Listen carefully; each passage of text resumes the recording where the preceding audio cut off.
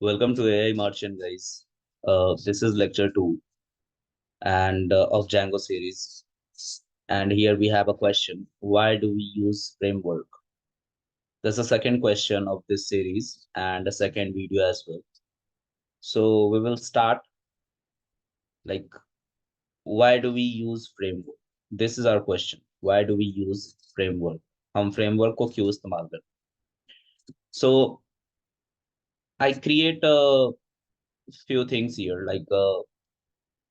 Topics जो यहाँ पे मेंशन्ड है 1 2 3 करके इसमें मैंने मेंशन किया इसमें और भी टॉपिक्स है आगे सीरीज में सो मैं एक एक करके एक्सप्लेन करता हूँ standard 1 second standardisation so framework established standardized practice and conventions ensuring consistency across project and facilitating collaboration among developers तो अगर इस सीक्वेंस का क्या मतलब है सीक्वेंस का मतलब है कि सब कुछ स्टैंडर्डाइज वे में होना चाहिए फ्रेमवर्क हमें स्टैब्लिश करने में हेल्प करता है स्टैंडर्ड और हम उसकी मदद से प्रैक्टिस करते हैं एक स्टैंडर्ड वे में डेवलपमेंट करने का जो हमें कंसिस्टेंसी प्रोवाइड करता है पूरे प्रोजेक्ट में और हमें हेल्प करता है कि हम अपने फेलो डेवलपर के साथ कोलैबोरेशन कर सकें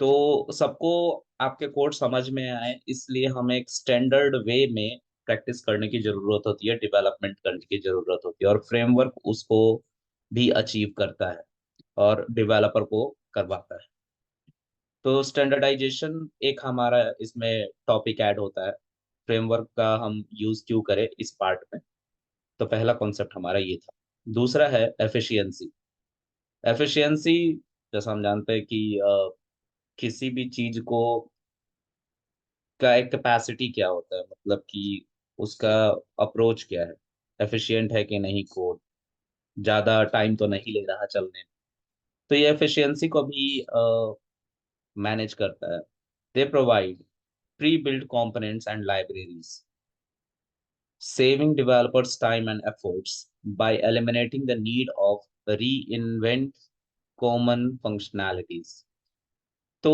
यहाँ पे मेंशन जैसा है कि जो फ्रेमवर्क है वो प्रोवाइड करता है प्री बिल्ट लाइब्रेरीज जो पहले से हमारे पास लाइब्रेरीज होती है फ्रेमवर्क में जो रिक्वायर्ड होती है हमारे वेबसाइट को स्मूथली बिल्ड करने में स्टैंडर्डाइजेशन को फॉलो करता है डेवलपर के टाइम को सेव करता है तो कैसे सेव करता है कि एक ही डेवलपर बार बार एक ही फंक्शनैलिटी ना लिख रहा कोई कोड किया उसने उस कोड ब्लॉक को हम यूज कर पाए यानी कि फेलो डेवलपर उसका यूज कर पाए उसका कॉलीग यूज कर पाए जो उसके साथ उस प्रोजेक्ट में बैठा हुआ है तो उस फंक्शनैलिटी को वो साथ साथ यूज करे ना कि उसको फिर से रीबिल्ड करेगा रीबिल्ड करने में टाइम लग सकता है तो रीबिल्ड ना करके उस फंक्शनैलिटी को रीयूज कर सके या अगर उस फंक्शनैलिटी को बार बार लिखा गया है तो उसको रिमूव करा जा सकता क्योंकि रीयूजेबिलिटी का कॉन्सेप्ट बहुत यूज होता है रीयूज करना बार बार को ओके इसके बाद है हमारा नेक्स्ट कॉन्सेप्ट रैपिड डेवलपमेंट जैसा मैंने बताया अपने पहले वीडियो में कि अगर आपके पास एक टी मशीन है तो आप टी बहुत फास्ट 2 से 3 स्टेप में बना सकते हैं लेकिन अगर आपके पास टी मशीन नहीं है तो आपको पहले पॉट ले आना पड़ेगा फिर उसके बाद टी लीव्स लाने पड़ेंगे फिर बर्नर पे बर्न करना पड़ेगा बॉईल करना पड़ेगा वाटर को फिर उसमें सारे टी शुगर वगैरह डाल के मतलब बहुत सारे बहुत लेंदी एक स्टेप हो जाएगा तो रैपिड डेवलपमेंट के लिए ही हमारे पास और रैपिड टी मेकिंग के लिए हमारे पास टी मशीन थी उसी तरह से अगर आपको वेबसाइट या ऐप बनाना है तो आप रैपिड डेवलपमेंट के लिए ही फ्रेमवर्क का इस्तेमाल करते हैं तो with built-in feature of functionality and functionalities framework enable faster development cycle allowing developer to bring product to market more quickly तो एक एग्जांपल के तहत अगर हम जाने तो अगर मान लो कि हमें एक नॉर्मल वेबसाइट बना उस वेबसाइट पे सिर्फ कुछ नहीं हेलो वर्ल्ड लिखा हुआ है। इसको मैं करके दिखाऊंगा कोडिंग में अभी मैं थेरेटिकल पार्ट कंप्लीट करो, जैसे ये कंप्लीट हो जाएंगे तैसे ही हम आपको कोड करके दिखाएंगे जितनी चीजों की बात होती है। ये अभी हम फ्रेमवर्क के बारे में, हम सॉरी। तो हेलो वर्ल्ड को अगर सिर्फ हमें देखना है एक वेबसाइट पे जो एक यूआरएल पे चले, यूआरएल क्या होता है इसके बारे में हम बाद में बात करेंगे। तो अभी के लिए बस मैं ये बता दूं, जैसे www.google.com, अगर हम इस लिंक को हिट करें किसी ब्राउजर पे जाके तो गूगल का पेज खुल जाता है, होम पेज, जिस पे लिखा होता है गूगल, और एक सर्च बार होता है जिसमें आप अपने क्वेरी को सर्च करते हैं, और यहाँ पे एक सर्च बटन होता है और ये गूगल की स्क्रीन होती है। तो इसी की बात करें तो हम चाहते हैं कि हम एक वेबसाइट बनाए जिसपे कुछ नहीं, बस हेलो वर्ल्ड। तो हमें उसके लिए एक सर्वर की जरूरत होगी, उस सर्वर को हमें चलाने की जरूरत होगी, उसके लिए बहुत सारे फाइल्स चाहिए होंगे। तो ये सारा कुछ हेलो वर्ल्ड अगर सिर्फ हमें अपने वेबसाइट पे चाहिए तो सिर्फ 10 मिनट में हम एक ऐसा प्रोजेक्ट बना सकते हैं जो हमारे वेबसाइट पे हेलो वर्ल्ड लिख के दे सके। लेकिन अगर ये फ्रेमवर्क नहीं हो तो ये सिर्फ हेलो वर्ल्ड लिखने में हमें 2 से 3 दिन लग सकते हैं, जो एक सर्वर पे चलता, जैसे www.ai-martians.com। इसको अगर हम हिट करते, मान लो इसी सर्वर पे चल रहा होता, तो बस इस हेलो वर्ल्ड को देखने के लिए अगर हम इसे हिट कर, तो इसको बनाने में 2 से 3 दिन का समय लग जाता है बिना फ्रेमवर्क। तो फ्रेमवर्क हमें हेल्प करता है रैपिड रैपिड डेवलपमेंट को करने के। तो अभी तक हमने 3 चीजें पढ़ी, स्टैंडर्डाइजेशन, एफिशिएंसी और रैपिड डेवलपमेंट। इसके आगे देखते हैं, मैं इरेज करता हूँ इन सबों को। इसके आगे है स्केलेबिलिटी हमारा। अब स्केलेबिलिटी के अंदर हम देखते हैं, framework often support scalability by offering tools and pattern for structuring code in a way that accommodate accommodates growth and handles increased user loads। तो हमारा कोड स्केलेबल है कि नहीं, स्केलेबल है मतलब कि फास्ट है कि नहीं, रिलाय कर सकते हैं कि नहीं हम उस कोड पे, वो कोड हमारा जब हम उसको डिप्लॉयमेंट या प्रोडक्शन में डालेंगे तो मल्टीपल यूजर यूज करे तो क्रैश तो नहीं हो जाएगा। इन सब का भी ख्याल हम रखते हैं, हम ऐसा पैटर्न उसमें फॉलो करते हैं कि हमारा कोड चले और कभी डाउन टाइम उसमें ना आए। जैसे 404 का आप लोगों ने एरर देखा होगा, सर्वर नॉट अवेलेबल का एरर देखा होगा, 502 का एरर देखा होगा। तो हमारा कोड प्रोडक्शन में रहता है लेकिन वो डाउन रहता है। तो उस तरह के अप्रोच को तो नहीं, इस तरह की एग्जैक्टली प्रॉब्लम की बात नहीं कर रहा, लेकिन अपने कोड को स्केलेबल लेने की, वो मल्टीपल यूजर को हैंडल कर सकता है कि नहीं, उस तरह की बात कर रहा हूँ। या कोड का हमारा स्ट्रक्चर तो ठीक है, ज्यादा टाइम तो नहीं ले रहा, कोई ऐसा कोड ब्लॉक तो नहीं है जो ज्यादा टाइम ले रहा है चलने में, उतना लेना नहीं चाहिए था टाइम चल। तो इन सबों का भी ख्याल हम रखते हैं स्केलेबिलिटी के अंदर। आगे है मेंटेनेंस। मान लो कि आपके कोड में ऐसा कुछ एरर आ जाता तो आप उसको मेंटेन कितने टाइम कर पाओ। अगर आपने स्क्रैच से लिखा है तो आपको सब कुछ याद रखना पड़ेगा, लेकिन फेलो डेवलपर को नहीं पता, उसको बताना पड़ेगा, तो वो ज्यादा टाइम ले। इसलिए हम फ्रेमवर्क का यूज करते हैं, क्योंकि एक फ्रेमवर्क जैसे जेंगो है, क्योंकि हम जेंगो पढ़ रहे हैं, that's why I am talking about Django. Django के साथ ये है कि ये, अगर आपके टीम में मान लो कि 3 बंदे हैं, ये पहला बंदा है, ये दूसरा बंदा है, ये तीसरा बंदा है, तो तीनों जेंगो जान, तभी वो आपके टीम में है, काम कर रहे हैं बैकएंड साइड। तो वो लेट्स से तीनों डेवलपर काम कर रहे हैं, अगर कोई भी बग आता है किसी भी कोड में तो इन तीनों में से कोई भी उसको हैंडल कर सकता है। मान लेते हैं कि 3 एप्लीकेशन हमने बनाए एक ही वेबसाइट के अंदर, तो तीनों के तीनों एक साथ तीनों को देख सकते। तो उससे हमारा जो मेंटेनेंस टाइम है वो रिड्यूस होता है, और तीनों को वो ज्यादा कुछ बताने की जरूरत नहीं होती, बस कोड कैसे काम कर रहा होता है वो खुद ही देख के समझ जाते हैं, फ्लो पता होना चाहिए। तो वो एसआरएस का कॉन्सेप्ट है। सॉफ्टवेयर रिक्वायरमेंट स्पेसिफिकेशन, जिसके अंदर हम फ्लो तैयार करते हैं, तो ये सबको पता होता है टीम में। तो वो सब तीनों के तीनों मिलके हमारे कोड को फास्ट मेंटेन कर लेते हैं, अगर वो किसी एक फ्रेमवर्क से बना है, क्योंकि वहां पे रूल रेगुलेशन सेम है, प्री डिफाइंड पाथ है जिसके थ्रू हम अपना प्रोडक्शन करते हैं। तो पढ़ लेते हैं इसको एक बार। Framework often comes with built in tools for debugging, जिसमें से एक डिबगिंग, अगर कोई प्रॉब्लम आती है मान किसी कोड में, तो अगर डेवलपर को पता नहीं चला तो वो उसको डिबग कर सकता है। डिबग एक ऑप्शन होता है कि आपके कोड को लाइन बाय लाइन आप चला के देख लेते हो। उसी तरह से टेस्टिंग, हम टेस्टिंग कर सकते हैं कोड की डिबग करने के बाद, और उसको ठीक करने के बाद टेस्ट कर सकते हैं कि अभी तो ये कोई प्रॉब्लम नहीं कर रहा। फिर मेंटेनेंस की तो हम बात कर ही रहे हैं। Simplifying on going support and update for application. तो ये जो स्टेप्स हैं ये हमें सिंप्लीफाई करके देते हैं कि हम इसके आगे क्या कर सकते हैं, हमारा कोड ठीक से चल रहा है कि नहीं। ओके, अब सिक्योरिटी की बात करते हैं। मान लीजिए आपने कोई वेबसाइट बनाया और आपका वेबसाइट अप होते ही किसी ने ब्रीच कर दिया उसे, किसी ने उसे हैक कर लिया। तो उस केस में भी फ्रेमवर्क एक क्रूशियल रोल पे प्ले करता है। वो पहले से ही कुछ सिक्योरिटी सिस्टम लेके आता है। तो जेंगो के अंदर भी ऐसा है। तो आपके वेबसाइट को वो ब्रीच होने से, यानी कि सिक्योरिटी ब्रीच होने से बचाता है। Many framework incorporate security features. यहाँ पे लिखा हुआ है सिक्योरिटी फीचर्स इनकॉर्पोरेट होता है, उसके अंदर होता है। And best practice to help developers build applications that are more resistant to common vulnerab- vulnerabilities and attacks। vulnerabilities क्या होती है? तो कोई अगर आपके वेबसाइट पर अटैक कर रहा है, कुछ वायरसेस है, उससे बचाने के लिए तो ये वर्नेबल्स होते हैं जो मतलब आप पे अटैक कर रहे हैं, ठीक है? तो ये सबसे आपको प्रोटेक्ट करने के लिए आपको क्या करना होता है? आपके फ्रेमवर्क में सिक्योरिटी का फीचर्स होना चाहिए। ऑलराइट, आगे देखते हैं। इसको रटने की भी ज़रूरत नहीं है। मैं सिर्फ़ इसलिए बता रहा हूँ कि आप लोगों को एक आइडिया मिल जाए कि क्या-क्या होता है एक फ्रेमवर्क।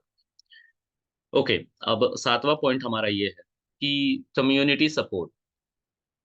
जब मैं पाइथन का लेक्चर पढ़ाया था, अगर किसी को पाइथन नहीं आता है तो वीकडेज़ 3:30 वाले सीरीज़ को मेरे देखो, उसमें पाइथन है। ये हमारा प्लेलिस्ट है, वीकडेज़ 3:30। प्लेलिस्ट को देखो मेरे प्लेलिस्ट में जाके। तो इसके अंदर पाइथन मैंने पढ़ाया है।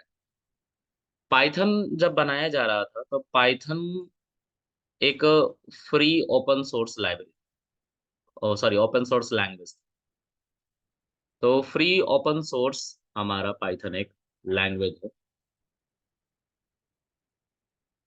अब जब ये जब लैंग्वेज बनी थी, तो ये लैंग्वेज नेटवर्किंग के लिए बनी थी। लेकिन धीरे-धीरे ये वेबसाइट डेवलपमेंट में आ गया,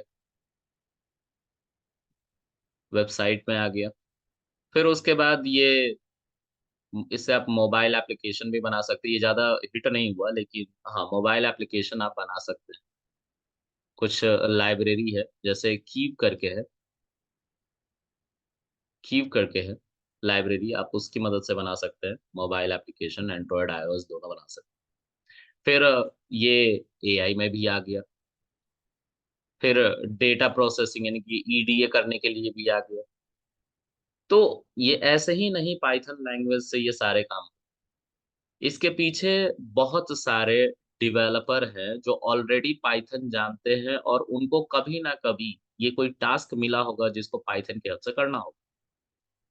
तो उन लोगों ने जब इसको अपने टास्क को एग्जीक्यूट किया, लेट्स से किसी बंदे को मिल गया ईडीए का टास्क या एआई का टास्क, उसको एक मॉडल बनाना है।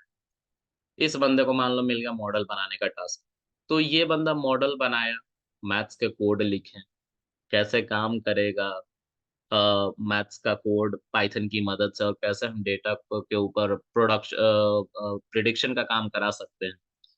तो ये बंदा वो सब कुछ स्क्रैच से कर रहा था। जब उसने ये काम स्क्रैच से किया तो उसने सोचा कि हो सकता है कि जो मुझे प्रॉब्लम आ रही है वो बहुत सारे डेवलपर को भी आ रही है। तो उसने क्या किया, उसने एक एसके लर्न नाम का लाइब्रेरी बना दी, जिसके अंदर मशीन लर्निंग के टूल्स हैं। तो ये एसके लर्न लाइब्रेरी एक्चुअल में एग्जिस्ट करती है, लेकिन इसको इस बंदे ने नहीं बनाया। मैं एग्जांपल ले रहा था, इसको गूगल ने बनाया। तो गूगल पाइथन की पोटेंशियल को जानता था और उसने एसके लर्न पैकेज को बनाया। ठीक है। और उससे हम एआई का काम कर लेते हैं, मशीन लर्निंग का काम कर लेते हैं। उसी तरीके से किसी बंदे को वेबसाइट की जरूरत पड़ी, तो उसने वेबसाइट को शुरू से बनाया, और उसने देखा कि ये आगे चल के और भी बंदों को तो वेबसाइट बनाना पड़ सकता है, तो उसने एक लाइब्रेरी बिल्ड कर दी जैन, जिसको आज के समय में हम पढ़ रहे हैं। इसी तरह से किसी बंदे को लगा जेंगो टफ है, तो उसने फ्लास्क बना दिया। तो सिनेरियो कुछ भी हो सकता है। कहने का मेरा मतलब यहाँ पे ये है, कम्युनिटी सपोर्ट।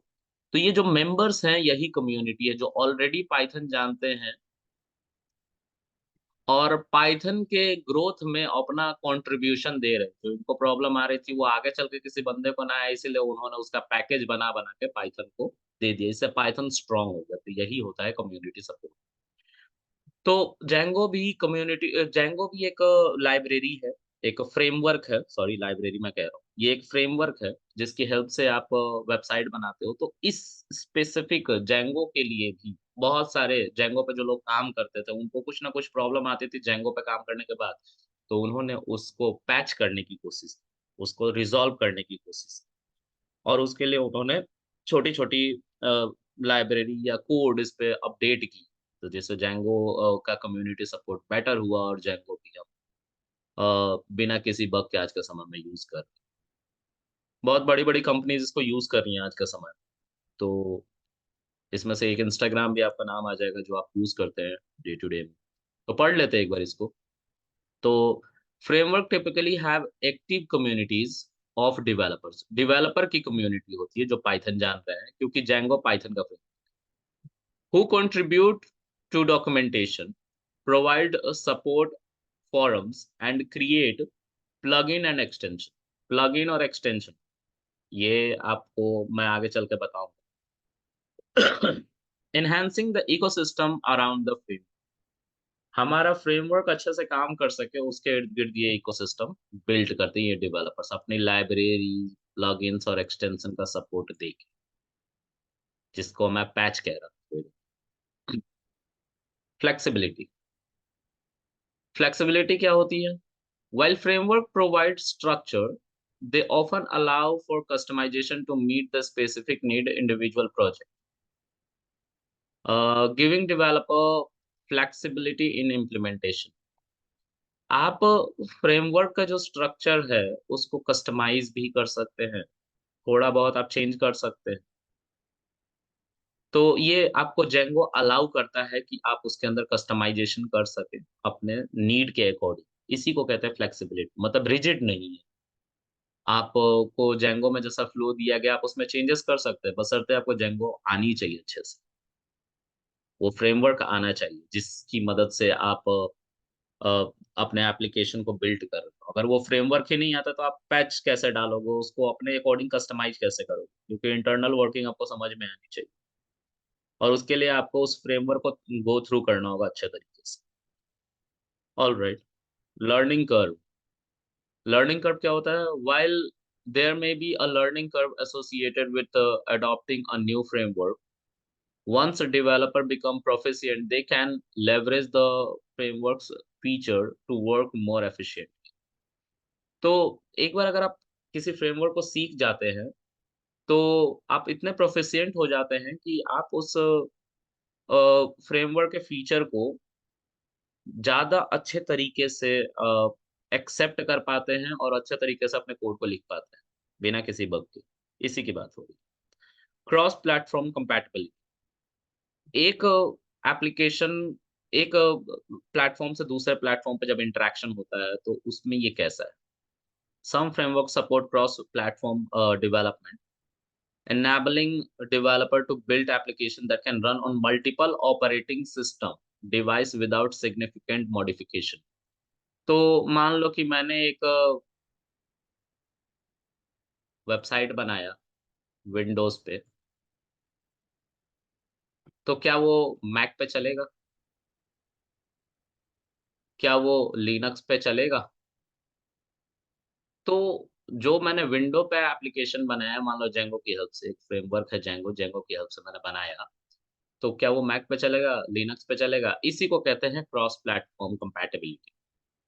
अगर मैं विंडो पे बना रहा हूँ कोई एप्लीकेशन, तो उसको मैक पे चलना चाहिए, लिनक्स पे चलना चाहिए। अगर वो ऐसा कर पा रहा है, तो वो फ्रेमवर्क क्रॉस प्लेटफ़ॉर्म कंपैटिबिलिटी को मेंटेन करता है। तो होप सो ये क्लियर होगा। और अगर कोई भी दिक्कत है, तो आप मुझे जॉइन कर सकते हैं 9 o'clock sharp on Sunday, coming Sunday, every Sunday. So आप 9 o'clock एवरी संडे मुझे जॉइन कर सकते हैं। ज़ूम क्लासेस होती है मेरी, तो उस पे मैं आपके प्रॉब्लम को रेक्टिफ़ाई कर दूँगा, और इससे रिलेटेड कोई प्रॉब्लम है। Thank you guys, thank you.